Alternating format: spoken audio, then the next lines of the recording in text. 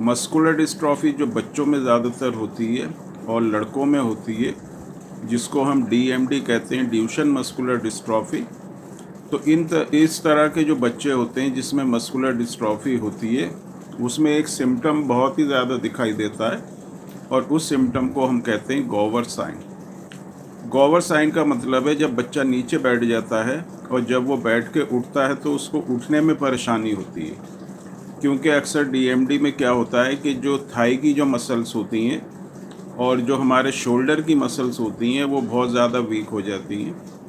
थोड़ा भी ज़ोर अगर आप इन मसल्स के ऊपर लगाएंगे तो ये मसल्स सपोर्ट नहीं करती और ऐसे बच्चों को फिर बहुत ज़्यादा परेशानी होती है। वो अपने आप जो है उठ नहीं सकते, उनको सपोर्ट लेना पड़ती है। और आपने देखा होगा जो ड्यूशन मस्कुलर डिस्ट्रॉफी DMD के जो बच्चे होते हैं वो जब बैठ के उठते हैं तो अपने घुटने के ऊपर हाथ रखते हैं, घुटने की सपोर्ट लेते हैं और तब वो उठ जाते हैं। तो इस तरह का जो घुटने पे हाथ रख के जब उठता है बच्चा, इसी को गॉवर साइन कहते हैं। ये एक बहुत ही पेक्यूलियर सिम्टम होता है DMD मस्कुलर डिस्ट्रॉफी का। अगर बच्चा इस तरह से बैठ के उठ रहा है तो उसमें मस्कुलर डिस्ट्रॉफी DMD के सिम्टम्स हैं। अब इसमें किस तरह की प्रिकॉशंस हमें रखनी चाहिए, किन चीज़ों को हमको नहीं करना चाहिए जिससे मसल्स पे ज़्यादा ज़ोर ना पड़े, क्योंकि मसल्स जो होती हैं वो वीक होने लगती हैं।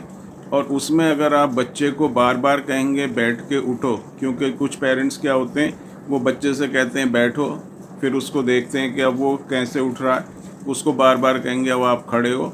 तो बार बार बैठने और उठने से क्या होता है, बच्चे की मसल्स के ऊपर जो पहले से ही कमज़ोर हैं और ज़्यादा उसके ऊपर इफ़ेक्ट होता है और वो उसकी जो वीकनेस होती है, कमज़ोरी बढ़ती है, तेज़ी के साथ बढ़ती है। तो ये चीज़ आप बिल्कुल ना करें।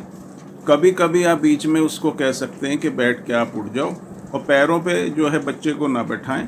अब बच्चे को जब भी बैठाएं ज़मीन पे तो आप पलत्था मार के उसको नीचे बैठा सकते हैं। पैरों पे बैठेगा तो ज़्यादा ज़ोर जो है उसकी मसल्स के ऊपर पड़ेगा। दूसरी चीज़, जीने पे बार बार उसको ना कहें कि ऊपर चढ़ो और नीचे आओ। अगर बच्चे को आप इस तरह से कहेंगे कि जीने पे ऊपर चढ़ो फिर नीचे आओ, तो उससे भी मसल्स के ऊपर जो है इफ़ेक्ट पड़ता है, ज़्यादा ज़ोर पड़ता है और मसल्स जो है उसमें जो टूट फूट होती है, कमज़ोरी बढ़ती है। साइकिलिंग वगैरह आप ज़्यादा ना दें। बच्चा जितना अपनी मर्ज़ी से अगर साइकिलिंग करता है तो ठीक है, उसको फोर्स ना करें कि आपको 1 घंटा 2 घंटे तक साइकिलिंग करनी है, इस तरह से नहीं। बच्चा अपनी मर्ज़ी से अगर साइकिलिंग करता है तो वो ठीक है, ज़्यादा उसको नहीं करना। और जो एक और जो बहुत ख़ास चीज़ आपको ध्यान में रखनी है, जो शूज़ होते हैं, ब्रेसेस शूज़ जिसको कहते हैं, जो कि पूरे एक तरह से सपोर्ट होती है नीचे से लेके ऊपर तक, पूरी टांग जो है बच्चे की वो शूज़ से कवर रहती है और उनकी कुछ तरह की बेल्ट होती हैं जो कमर को बांध के रखती हैं।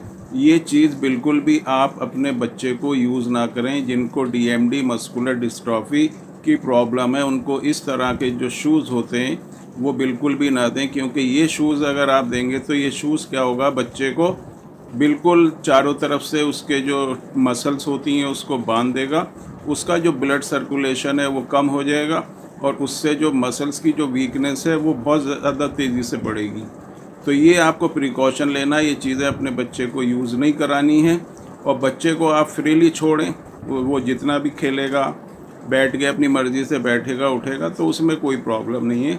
और इसके साथ जो होम्योपैथिक मेडिसिन्स जो दी जाती हैं, आप एक बार अगर मस्कुलर डिस्ट्रॉफी बच्चे को या किसी को भी है तो एक बार जो है कांटेक्ट ज़रूर करें। व्हाट्सएप नंबर पर अपनी डिटेल हमको भेज सकते हैं, क्योंकि होम्योपैथी से बहुत सी ऐसी मेडिसिन्स हैं होम्योपैथी में जो इस प्रॉब्लम को ठीक करती हैं। और